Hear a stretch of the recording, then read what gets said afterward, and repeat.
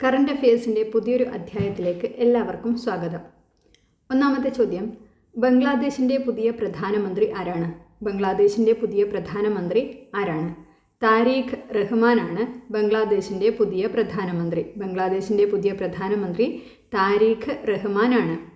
രണ്ടാമത്തെ ചോദ്യം, IMFൻ്റെ managing director ആരാണ്? IMFൻ്റെ മാനേജിംഗ് ഡയറക്ടർ ആരാണ്? ക്രിസ്റ്റലീന ജോർജീവയാണ് IMFൻ്റെ മാനേജിംഗ് ഡയറക്ടർ. ക്രിസ്റ്റലീന ജോർജീവയാണ് IMFൻ്റെ മാനേജിംഗ് ഡയറക്ടർ. അടുത്ത ചോദ്യം, ഗുരുവായൂർ ദേവസ്വത്തിൻ്റെ 2026 ജ്ഞാനപ്പാന പുരസ്കാരത്തിന് അർഹനായത് ആരാണ്? ഗുരുവായൂർ ദേവസ്വത്തിൻ്റെ 2026 ജ്ഞാനപ്പാന പുരസ്കാരത്തിന് അർഹനായത് വൈക്കം രാമചന്ദ്രനാണ്. വൈക്കം രാമചന്ദ്രനാണ് 2026 ജ്ഞാനപ്പാന പുരസ്കാരം ലഭിച്ചത്. 2026 ജ്ഞാനപ്പാന പുരസ്കാരം ലഭിച്ചത് വൈക്കം രാമചന്ദ്രനാണ്. 2025 ജ്ഞാനപ്പാന പുരസ്കാരം ലഭിച്ചത് പ്രൊഫസർ KP ശങ്കരനാണ്. 2025 ജ്ഞാനപ്പാന പുരസ്കാരം ലഭിച്ചത് KP ശങ്കരനും 2024 ജ്ഞാനപ്പാന പുരസ്കാരം ലഭിച്ചത് രാധാകൃഷ്ണൻ കാക്കശ്ശേരിക്കുമാണ്. 2024 ജ്ഞാനപ്പാന പുരസ്കാരം ലഭിച്ചത് രാധാകൃഷ്ണൻ കാക്കശ്ശേരിക്കാണ്. 2023 ജ്ഞാനപ്പാന പുരസ്കാരം നേടിയത് V മധുസൂദനൻ നായരാണ്. 2023 V മധുസൂദനൻ നായർക്കും 2024 രാധാകൃഷ്ണൻ കാക്കശ്ശേരിക്കും 2025 പ്രൊഫസർ KP ശങ്കരനും 2026 വൈക്കം രാമചന്ദ്രനുമാണ് ജ്ഞാനപ്പാന പുരസ്കാരം ലഭിച്ചത്. അടുത്ത ചോദ്യം, ഇൻഡിവുഡ് ഭാഷാ സാഹിത്യ പുരസ്കാരങ്ങൾ പ്രഖ്യാപിച്ചു. ഇൻഡിവുഡ് ഭാഷാ സാഹിത്യ പുരസ്കാരങ്ങൾ പ്രഖ്യാപിച്ചു. സാഹിത്യത്തിലെ സമഗ്ര സംഭാവനയ്ക്കുള്ള ഇൻഡിവുഡ് ഭാഷാ കേസരി പുരസ്കാരം നേടിയത് ശ്രീകുമാരൻ തമ്പിയാണ്. സാഹിത്യത്തിലെ സമഗ്ര സംഭാവനയ്ക്കുള്ള ഇൻഡിവുഡ് ഭാഷാ കേസരി പുരസ്കാരം നേടിയത് ശ്രീകുമാരൻ തമ്പിയാണ്. ശ്രീകുമാരൻ തമ്പിക്കാണ് സാഹിത്യത്തിലെ സമഗ്ര സംഭാവനയ്ക്കുള്ള ഇൻഡിവുഡ് ഭാഷാ കേസരി പുരസ്കാരം ലഭിച്ചത്. അടുത്ത ചോദ്യം, മികച്ച കൃതിക്കുള്ള പ്രഥമ ഇൻഡിവുഡ് എഴുത്തമ്മ പുരസ്കാരം നേടിയത് MD രാജേന്ദ്രനാണ്. മികച്ച കൃതിക്കുള്ള പ്രഥമ ഇൻഡിവുഡ് എഴുത്തമ്മ പുരസ്കാരം നേടിയത് MD രാജേന്ദ്രൻ്റെ ശ്രാവണ ബലഗോള എന്ന കൃതിക്കാണ് അദ്ദേഹത്തിന് പുരസ്കാരം ലഭിച്ചത്. മികച്ച കൃതിക്കുള്ള പ്രഥമ ഇൻഡിവുഡ് എഴുത്തമ്മ പുരസ്കാരം നേടിയത് MD രാജേന്ദ്രനാണ്. അദ്ദേഹത്തിൻ്റെ ശ്രാവണ ബലഗോള എന്ന കൃതിക്കാണ് പുരസ്കാരം ലഭിച്ചത്. 2025 OV വിജയൻ സ്മാരക പുരസ്കാരങ്ങൾ പ്രഖ്യാപിച്ചു. 2025 OV വിജയൻ സ്മാരക പുരസ്കാരങ്ങൾ പ്രഖ്യാപിച്ചു. OV വിജയൻ സ്മാരക നോവൽ പുരസ്കാരം 2025 നേടിയത് KV മോഹൻകുമാറാണ്. KV മോഹൻകുമാറിൻ്റെ ഉല എന്ന പുസ്തകത്തിനാണ് OV വിജയൻ സ്മാരക നോവൽ പുരസ്കാരം 2025 ലഭിച്ചത്. KV മോഹൻകുമാറിൻ്റെ ഉല എന്ന പുസ്തകത്തിനാണ് 2025 OV വിജയൻ സ്മാരക നോവൽ പുരസ്കാരം ലഭിച്ചത്. OV വിജയൻ സ്മാരക ചെറുകഥാ പുരസ്കാരം 2025 നേടിയത് TP വേണുഗോപാലനാണ്. തുന്നൽക്കാരൻ എന്ന കൃതിക്കാണ് അവാർഡ് ലഭിച്ചത്.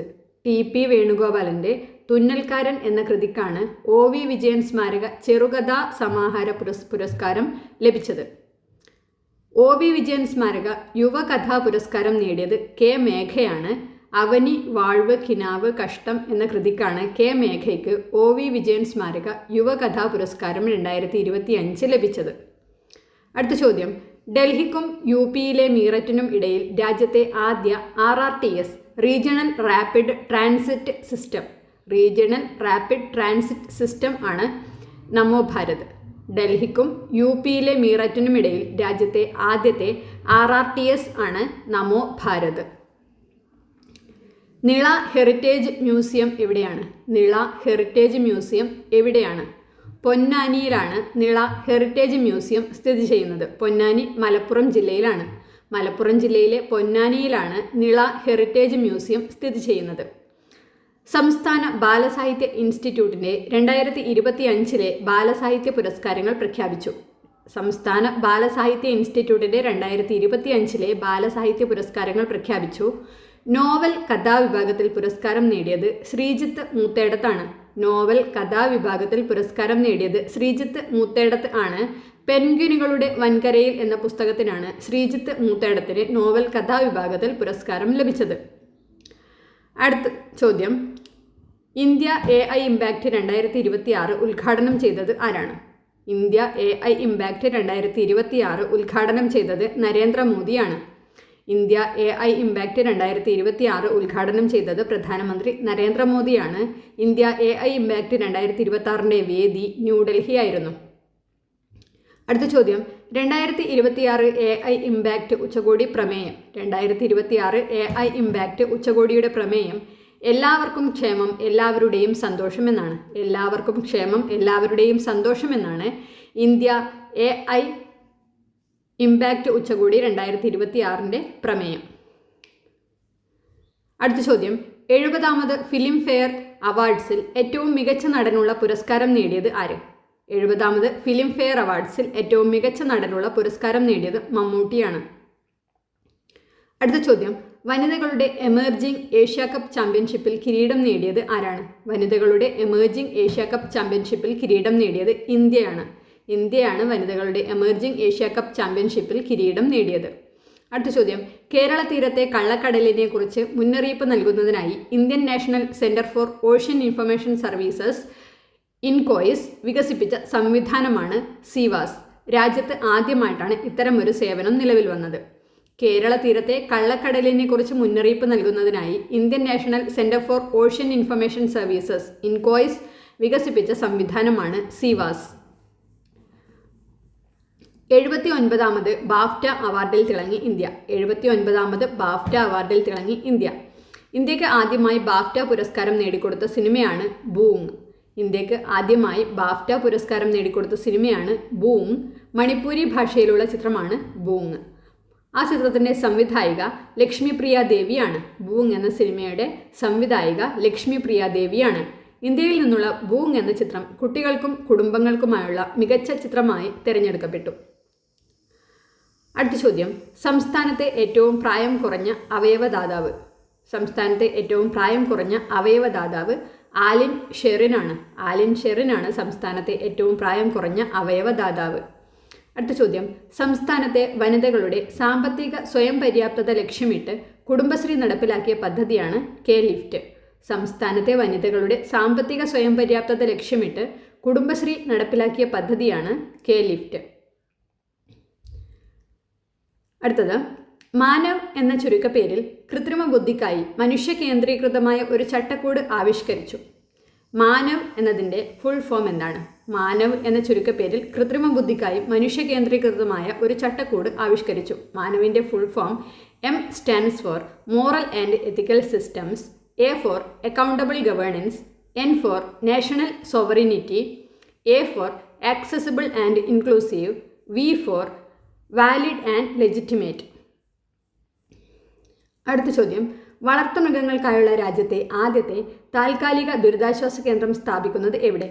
വളർത്തുമൃഗങ്ങൾക്കായുള്ള രാജ്യത്തെ ആദ്യത്തെ താൽക്കാലിക ദുരിതാശ്വാസ കേന്ദ്രം സ്ഥാപിക്കുന്നത് വയനാട്ടിലാണ്. വയനാട്ടിലാണ് വളർത്തുമൃഗങ്ങൾക്കായുള്ള രാജ്യത്തെ ആദ്യത്തെ താൽക്കാലിക ദുരിതാശ്വാസ കേന്ദ്രം സ്ഥാപിക്കുന്നത്. അടുത്ത ചോദ്യം, ഭീകരാക്രമണ പദ്ധതികൾ തകർക്കാനും പെട്ടെന്ന് പ്രതികരിക്കാനും ലക്ഷ്യമിട്ടുള്ള ദേശീയ ഭീകരവിരുദ്ധ പദ്ധതിയാണ് പ്രഹാർ. ഭീകരാക്രമണ പദ്ധതികൾ തകർക്കാനും പെട്ടെന്ന് പ്രതികരിക്കാനും ലക്ഷ്യമിട്ടുള്ള ദേശീയ ഭീകരവിരുദ്ധ പദ്ധതിയാണ് പ്രഹാർ. പ്രഹാറിൻ്റെ full form: prevention of terror attacks, R for response, A for aggregating capacities, H for human rights and rule of law based processes, A for attenuating enabling conditions, A for aligning international efforts, R for recovery and resilience. Prahar means strike. പ്രഹാറിൻ്റെ അർത്ഥം strike എന്നാണ്. അടുത്ത ചോദ്യം, ഇന്ത്യയിലെ തുറമുഖങ്ങളുടെ അംഗീകൃത സുരക്ഷാ സേനാ പദവി ലഭിച്ച സേനാവിഭാഗം. ഇന്ത്യയിലെ തുറമുഖങ്ങളുടെ അംഗീകൃത സുരക്ഷാ സേനാ പദവി ലഭിച്ച സേനാവിഭാഗമാണ് സെൻട്രൽ ഇൻഡസ്ട്രിയൽ സെക്യൂരിറ്റി ഫോഴ്സ്. CISF-നാണ് ഇന്ത്യയിലെ തുറമുഖങ്ങളുടെ അംഗീകൃത സുരക്ഷാ സേനാ പദവി ലഭിച്ചത്. Director general of CISF. CISF-ൻ്റെ ഡയറക്ടർ ജനറലാണ് പ്രവീർ രഞ്ജൻ. പ്രവീർ രഞ്ജനാണ് CISF-ൻ്റെ നിലവിലെ ഡയറക്ടർ ജനറൽ. CISF-നാണ് ഇന്ത്യയിലെ തുറമുഖങ്ങളുടെ അംഗീകൃത സുരക്ഷാ സേനാ പദവി ലഭിച്ചത്.